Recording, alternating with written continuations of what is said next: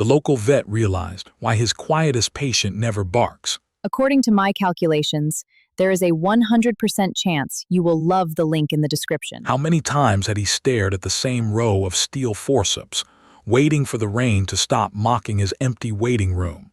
Reed adjusted the collar of his charcoal sweater, feeling the damp chill of the Pacific Northwest seep through the floorboards of his clinic. He meticulously aligned the hemostats on a sterile tray, his hands steady despite the exhaustion weighing behind his eyes. The storm outside lashed against the cedar siding of the building, a rhythmic drumming that usually calmed him but tonight felt like a warning. He checked the clock on the wall, nodding that it was nearly midnight. The town of Oakhaven was asleep, yet he remained in the dim glow of his surgical lamp, unable to shake the feeling that the silence of his life was about to be shattered. He ran a hand through his messy sandy hair and sighed, wondering if the bank would call again tomorrow about the mortgage on the clinic. The heavy front door groaned on its hinges, swinging open with a violent gust of wind that sent a spray of salt water across the linoleum. A woman stepped inside, her presence immediately filling the small foyer with a sharp, electric energy. She was tall and lithe, clad in a damp olive-drab tank top and dark cargo trousers that clung to her frame. In her arms, she cradled a massive bundle wrapped in a thick, charcoal-colored wool blanket. Reed stepped forward, his professional instincts overriding his surprise at the late-night intrusion. The woman's silver-gray eyes locked onto his with a piercing intensity that made him catch his breath. She didn't speak, her jaw set in a hard line that highlighted a faint, jagged scar running toward her chin. "Please put the animal on the table," Reed said, his voice low and practiced in its gentleness.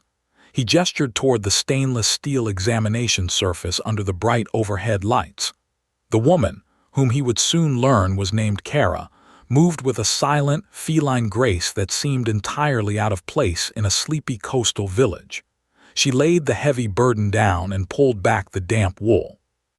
Reed expected a Great Dane or perhaps a stray husky, but what lay before him was a creature of impossible proportions. It was a wolf, its fur a shimmering coat of silver and slate, but its size was nearly double that of any timber wolf he had studied in textbooks.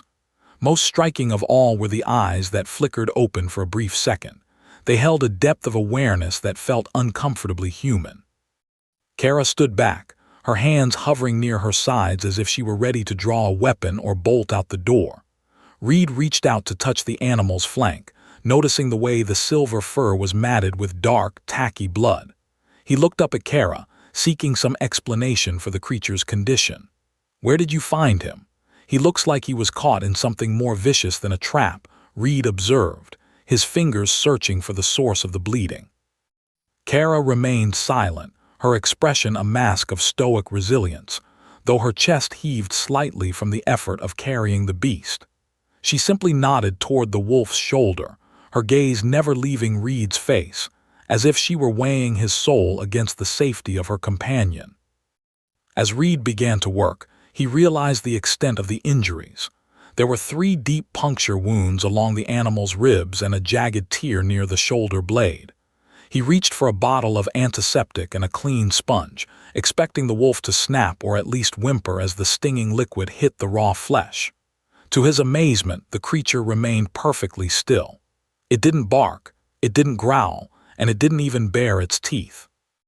It simply watched him with a stoic patience that mirrored the woman standing across the table.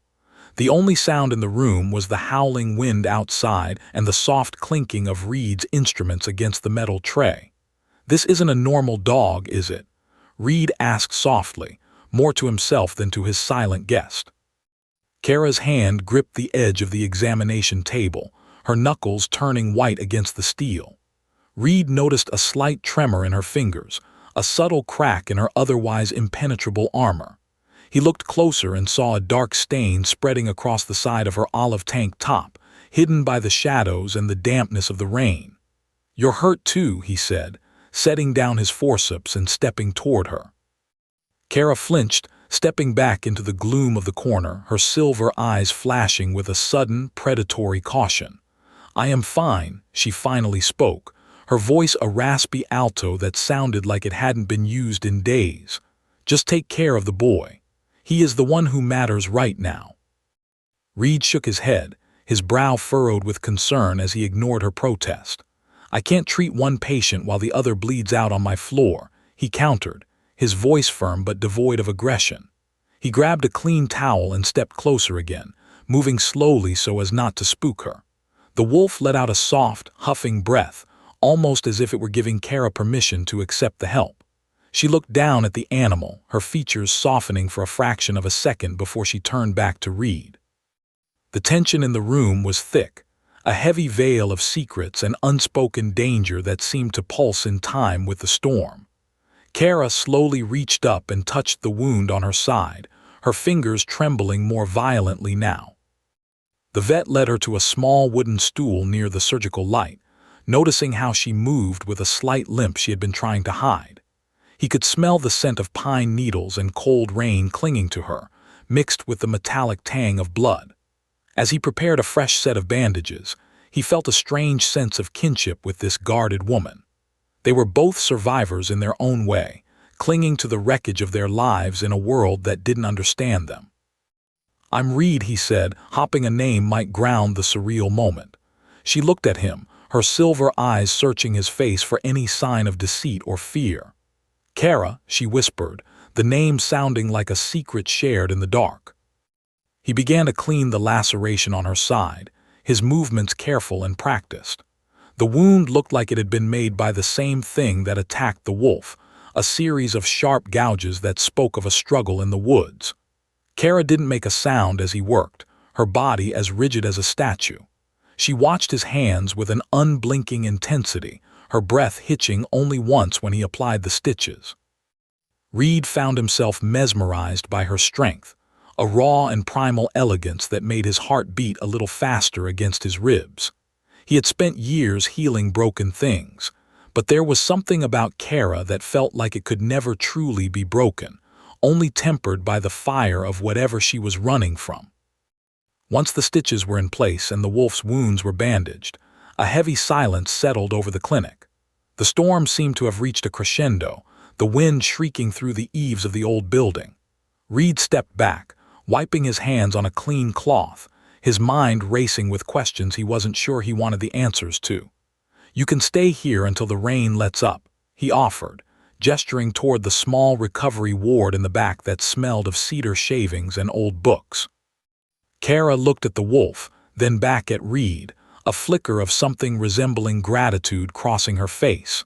"Thank you, Reed," she said, her voice steadier now, "but you should know that people will come looking for us. They aren't as kind as you are." Reed felt a chill that had nothing to do with the weather. He thought of the regional hunter, Michael, who had been seen around town lately, asking questions about unusual wildlife and offering rewards that could pay off the clinic's debts 10 times over. He looked at the silver-furred beast on his table and the woman with the pointed ears and the warrior spirit. He knew then that he was standing at a crossroads.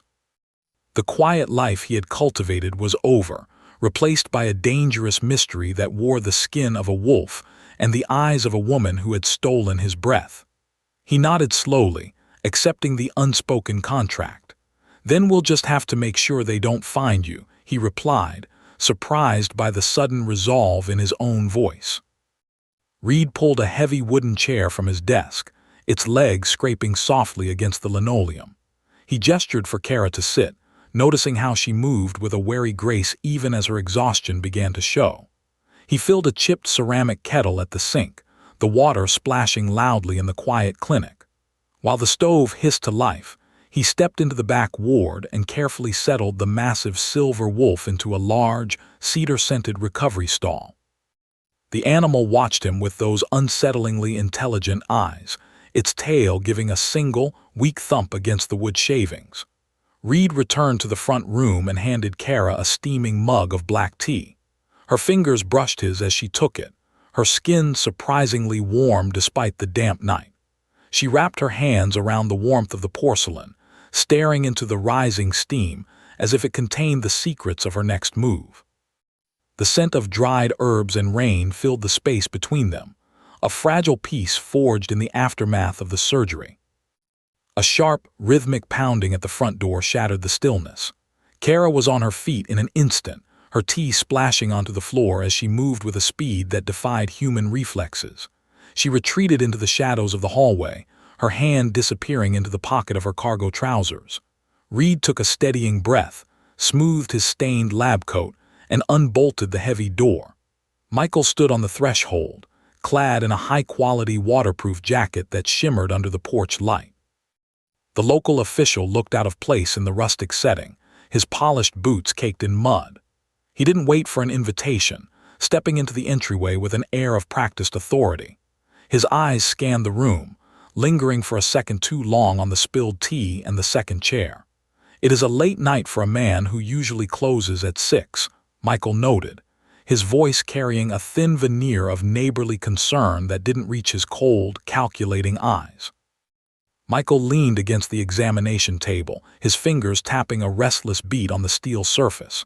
"I am here on official business, Reed," he said, his tone shifting from casual to stern. "We have had reports of a large predator moving through the docks, something bigger and more aggressive than the usual strays. It is a public safety matter now." He reached into his jacket and pulled out a thick envelope, tossing it onto the table. It landed with a heavy thud. "There is a substantial bounty for information leading to the capture of this animal. 5 figures, Reed. That is more than this place makes in a year." He looked around at the peeling wallpaper and the flickering fluorescent light overhead, a smirk playing on his lips. "Just a quick phone call if you see anything unusual. A large canine, perhaps, or even a patient with wounds that do not match a simple dog fight. I know you are struggling, and I would hate to see Oakhaven lose its only vet because of a few overdue bills." The official's gaze drifted toward the closed door of the recovery ward. Reed felt a bead of sweat roll down his spine, but he kept his expression neutral, his years of calming panicked livestock serving him well. He thought of the stack of final notices sitting in his desk drawer, and the way the roof leaked every time the wind blew from the east. That money would solve everything. It would buy the new 10-ray machine he desperately needed and keep the lights on for another decade. Yet he pictured the silver wolf's human-like eyes and the way Keira had trusted him with her life.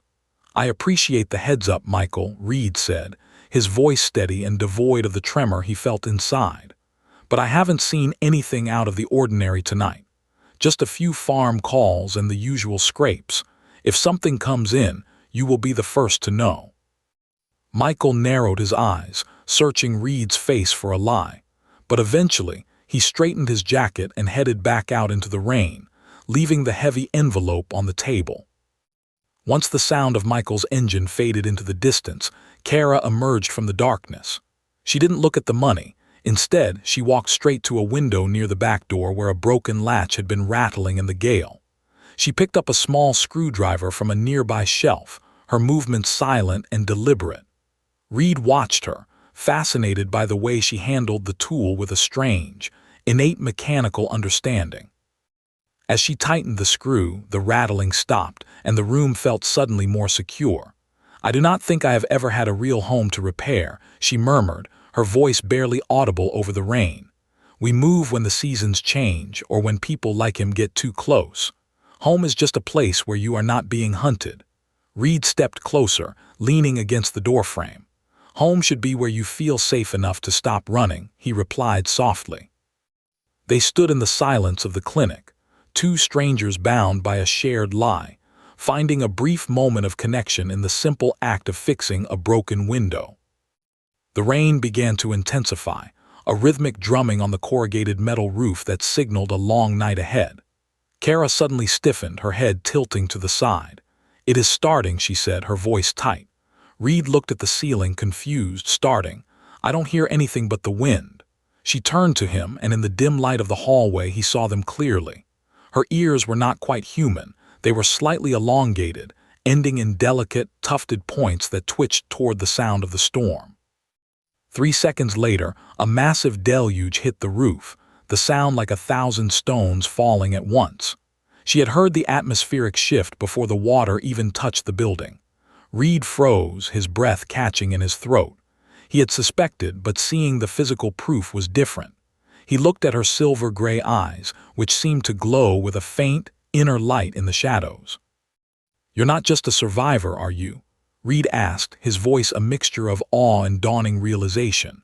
He didn't feel afraid, instead a strange sense of clarity washed over him. Everything about her, the silent movement, the heightened senses, the bond with the wolf, finally clicked into place. Keira didn't flinch or try to hide her features this time. She stood tall, her athletic frame silhouetted against the dark window. "No," she said, her gaze meeting his with an intensity that made the air in the room feel thin. "We are the things the stories warned you about, Reed. But the stories never tell you how tired we get of being the monsters." She reached out, her hand hovering near his arm but not quite touching it. "You had a choice to make a lot of money tonight. Why didn't you take it?" Reed looked at his scarred hands, the hands that had spent a lifetime trying to mend what the world had torn apart. He thought of Michael's cold eyes and the warmth of the tea he had shared with this woman. "Because I'm a doctor, Keira," he said, his voice dropping to a low, intimate register. "My job is to protect life, not sell it to the highest bidder. Besides, I think I'd rather have a friend than a bank account full of blood money." A small, genuine smile touched Keira's lips, the first he had seen, and it transformed her face from a mask of steel into something breathtakingly human. The tension that had gripped the clinic since she arrived didn't vanish, but it shifted, turning from a threat into a shared burden. Outside, the storm raged on, but inside the cedar-scented ward, a new alliance was beginning to take root in the quiet dark. The roar of an engine cut through the rhythmic drumming of the rain, followed by the heavy crunch of tires on the gravel driveway. Reed moved to the window, pulling back the thin lace curtain just enough to see a blacked-out SUV idling near the clinic entrance. A man stepped out, his movements stiff and purposeful, clad in a heavy canvas duster that seemed to swallow the light. This was not Michael returning for a second attempt at persuasion. This was Benjamin, a man whose reputation for tracking what others couldn't find preceded him like a foul odor. He didn't knock. He hammered on the door with the butt of a heavy flashlight, the sound echoing through the hallway like a gunshot. Reed felt a hand on his shoulder, Keira's touch light but firm, her silver eyes wide with a silent warning before she slipped back into the darkness of the surgery prep room. Reed opened the door only halfway, bracing his shoulder against the frame to block the view of the interior. Benjamin was shorter than Michael but possessed a predatory density, his face a map of weathered lines and a jagged scar that clipped the edge of his left eyebrow. He smelled of wet earth and gun oil. "I heard you had a stray come in tonight, Doctor," Benjamin said, his voice a gravelly rasp that lacked any pretense of politeness. "I need to see your intake logs and the animal in the back." He tried to step forward, but Reed didn't budge, his tall frame filling the gap. "This is a private medical facility, Benjamin, and it is nearly 2 in the morning. Unless you have a warrant signed by a judge or a public health emergency declaration, you are trespassing." Reed's heart hammered against his ribs, but he kept his chin level, refusing to let the hunter's aggressive posture break his professional mask. Benjamin's eyes narrowed, flickering toward the hallway floor where a stray drop of water glinted under the dim bulb. "You are playing a dangerous game for a man who can barely afford to keep his shingles from flying off in a breeze," the hunter spat, his hand resting near a heavy leather holster at his hip. "I am not looking for a dog, and we both know it. There is something in this town that doesn't belong, and I get paid by the pelt, not by the hour." Reed didn't flinch, drawing on the same iron resolve he used when facing down a panicked bull. "My patients are my responsibility, and their privacy is protected by state law. If you want to inspect my ward, come back with the sheriff and the proper paperwork. Until then, get off my porch." For a long moment the only sound was the howling wind, before Benjamin turned with a low snarl, retreating to his vehicle but leaving the headlights pointed directly at the clinic. The heavy door clicked shut and Reed leaned his forehead against the cool wood, exhaling a breath he felt he had been holding for an hour. He turned to find Keira standing just inches away, her expression unreadable. "Why did you risk that?" she whispered, her voice trembling with a vulnerability that pierced through her stoic exterior. He could have forced his way in. Reed shook his head, moving toward the back ward where the silver wolf lay. Because he represents everything I despise about this world. The idea that anything wild or different needs to be put in a cage or under a knife. He knelt beside the recovery stall, noticing the wolf's breathing had become shallow and ragged. The animal's fur was damp with a cold sweat, and a faint, sickly sweet odor began to rise from the bandages. Keira knelt opposite him, her hand gently stroking the wolf's broad forehead. The creature let out a low, pained whine, its eyes fluttering open to find her face. "He is my brother," she said softly, the confession hanging in the air like wood smoke. "His name is Leo. We are the last of our lineage in these mountains. Everyone else was taken by men like Benjamin or scattered to the winds. He followed me here because I thought Oakhaven was far enough away from the old territories to be safe. I was wrong." She looked at Reed, her silver eyes shimmering with unshed tears. "He is only 19. He hasn't even seen a full winter in his true form yet." The weight of her words hit Reed with the force of a physical blow. He wasn't just hiding a predator. He was protecting a family, a culture, a life that was being systematically erased. The realization shifted something deep within Reed's chest, a tectonic movement of his own moral geography. He wasn't just a vet anymore. He was an accomplice in a fight for survival. He reached for his medical tray, his fingers hovering over the last 3 vials of a high-grade, broad-spectrum antibiotic he had been saving for an emergency. "This stuff is worth more than gold on the black market, and it's the last I have," he muttered, more to himself than to her. He snapped the glass neck of the first vial, the sharp scent of the medicine filling the small space. If the infection reaches his bloodstream, we lose him. Keira watched with unblinking intensity as Reed expertly prepped the injection. Her hand moved closer, her fingers brushing against the back of his hand in a gesture of profound, silent gratitude. The warmth of her skin felt like a live wire, a grounding force in the midst of the chaos. He administered the dose, his movements sure and steady despite the exhaustion pulling at his eyelids. As the medicine began to work its way through the wolf system, the animal's tension seemed to ebb, his head sinking back into the cedar shavings. Reed sat back on his heels, wiping his hands on a clean towel. He looked at Keira, seeing not a monster or a mystery, but a woman who had carried the weight of the world on her shoulders for far too long. "You should rest," he said, his voice barely a murmur. "I'll stay with him." Keira shook her head, her raven hair falling over her eyes. "I cannot sleep while he is out there." She gestured toward the front of the clinic, where the beams of Benjamin's headlights cut through the rain, visible through the slats of the blinds. "He is waiting for us to make a mistake. He is waiting for the moment I try to leave." The reality of their situation settled over the room like a heavy shroud. They were trapped in a small circle of light, surrounded by a storm and a man who saw them as nothing more than a payday. Reed stood up and walked to the window, peering through the gap in the blinds. The black SUV sat like a crouching beast at the edge of the property, the engine idling with a low, rhythmic throb that vibrated in Reed's very bones. Benjamin was a patient hunter, a man who understood that the best way to catch a fox was to wait for it to get hungry or desperate. Every exit was watched, and every movement Reed made inside the clinic was being cataloged by the man in the truck. He felt a cold chill that had nothing to do with the damp night air. Returning to the ward, he found Keira sitting on the floor next to the stall, her back against the wooden slats. She looked up at him, her face pale in the flickering light of the emergency lamp. "What happens when the sun comes up?" she asked, her voice small. Reed sat down beside her, the proximity between them creating a strange, private universe where the rules of the outside world no longer applied. He didn't have an answer, but he reached out and took her hand, his thumb tracing the line of her knuckles. Her grip was desperate, a silent plea for a future he wasn't sure he could provide. "We'll find a way," he promised, though the words felt hollow even to his own ears. "For now, we stay in the shadows." He knew that by morning he would have to decide exactly how far he was willing to go to keep that promise, and whether he was ready to become a fugitive in his own home. The heavy vibration of a second engine joined the idling SUV, and Reed watched from the shadows as Michael's official sedan pulled in alongside Benjamin.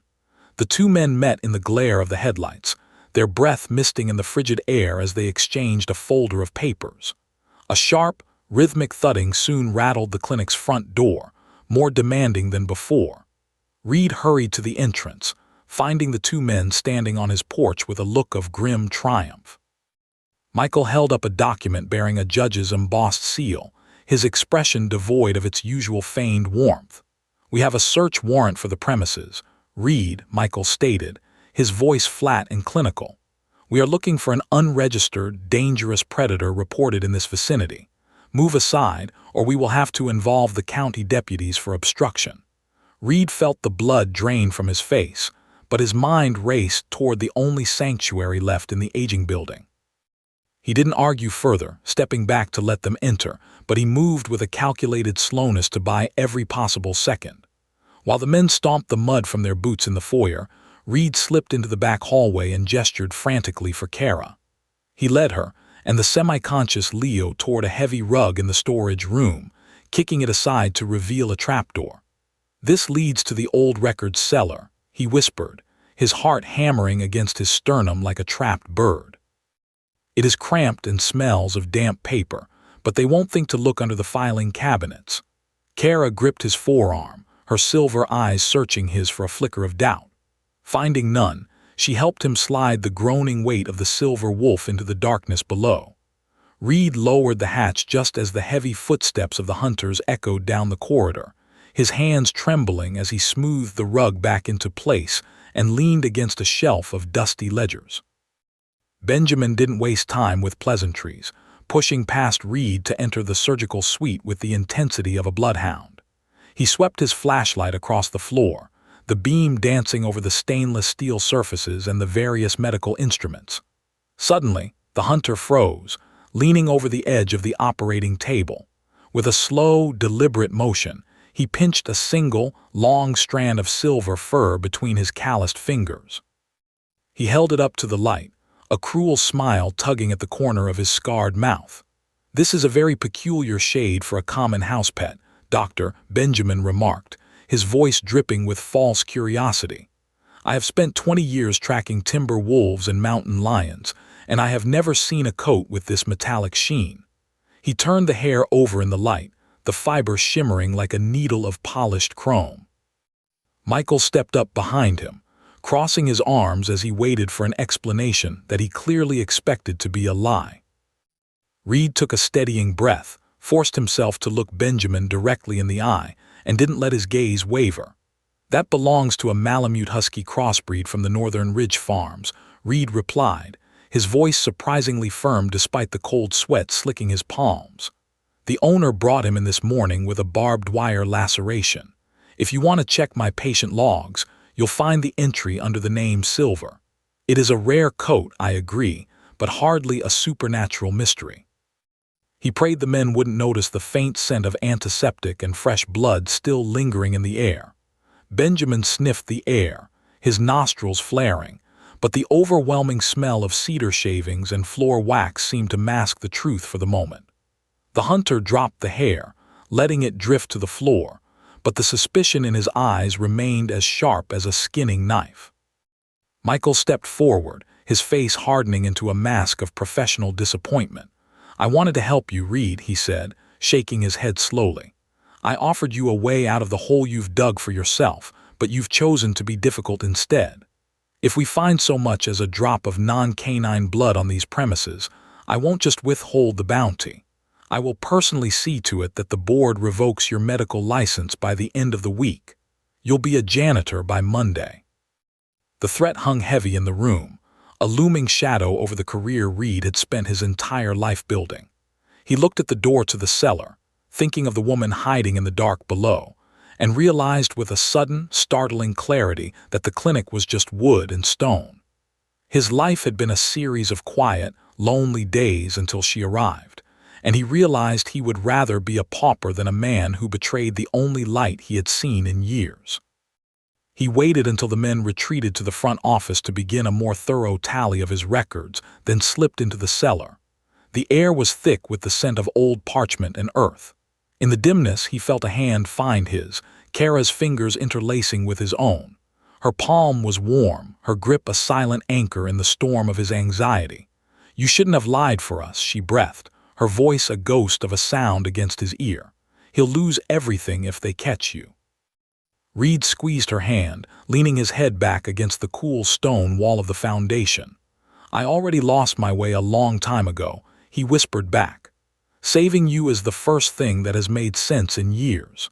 In that cramped, dark space, the weight of his debts and the fear of the law seemed to evaporate, replaced by a fierce, protective heat that burned through his exhaustion. A plan began to form in the back of his mind, a desperate gamble to lead the hounds away from the scent. He climbed back out of the cellar and grabbed a stack of wire bird crates from the recovery ward, each filled with rehabilitated gulls and crows ready for release. He moved to the back door that led toward the docks, purposefully making enough noise to draw attention. He threw the crates open one by one, the sudden explosion of flapping wings and raucous cries filling the night air. The birds spiraled upward, their dark shapes darting through the fog toward the water. "Hey!" Reed shouted, pointing toward the pier as Benjamin and Michael rushed out of the office. "Something just broke out of the back pens. It headed for the docks." The two men didn't hesitate, their predatory instincts taking over as they bolted toward the shoreline, flashlights cutting through the mist in search of a fleeing shadow. With the hunters occupied, Reed sprinted back to the cellar.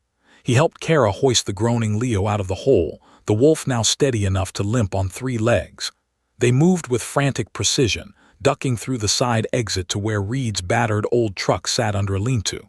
He helped them into the cab, the bench seat groaning under the weight of the massive animal. As he threw the truck into gear, the headlights of the SUV swung around from the docks. Benjamin had realized the ruse. Reed floored the accelerator, the tires spinning on the slick gravel before catching and propelled them forward. He navigated the fog-choked turns of the coastal road with the familiarity of a man who knew every pothole by heart, the roar of the SUV's engine fading into the distance as he took a sharp, unmapped logging trail that veered deep into the ancient cedar groves. They reached the edge of the old-growth forest just as the first gray fingers of dawn began to bleed through the canopy. Reed killed the engine, the silence of the woods rushing in to fill the void. Leo stepped out of the truck, his movements fluid and strong despite the heavy bandaging on his flank. The wolf looked at Reed for a long moment, a deep intelligence shining in his yellow eyes, before letting out a soft, huffing breath of gratitude. Keira stood beside him, her raven hair caught in the morning breeze. She looked at the tree line, then back at Reed, her expression a mixture of sorrow and hope. "We have to go deep, where the scent of man doesn't reach," she said softly. "But the mountains have a long memory, Reed. We won't forget what you did for us." She stepped closer, her hand resting on his chest, feeling the steady beat of his heart. Before he could find the words to ask her to stay, she reached into a pocket and pulled out a heavy silver pendant, the metal cool and etched with symbols of a forgotten tongue. "Keep this," she murmured, pressing it into his palm. "It will tell any of my kind that you are a friend of the pack. When the heat dies down and the hunters find a new trail, I will find my way back to Oakhaven. I promise." She leaned in, her lips brushing his cheek in a brief, tender contact that felt like a spark of electricity. Then, with a grace that defied the rugged terrain, she and the silver wolf vanished into the emerald shadows of the forest. Reed stood by his truck for a long time, watching the spot where they had disappeared, the silver pendant clutched tightly in his hand like a talisman against the loneliness. The drive back to the clinic was quiet, the sun finally breaking over the horizon to turn the coastal waters into a sheet of hammered gold. When he pulled into his driveway, the SUV and the sedan were gone, leaving only deep ruts in the gravel as a reminder of the night's terror. Reed walked into his surgery, the smell of cedar and antiseptic still lingering, but the crushing weight of his isolation had lifted. He looked at the empty recovery stall and then out at the rising sun, feeling a new sense of purpose settle into his bones. His career might be in ruins and his debts might still be waiting, but for the first time in years, He wasn't just a man fixing broken things. He was a man who had protected something beautiful and wild, and as he watched the light dance on the waves, he knew he would be ready when she finally returned.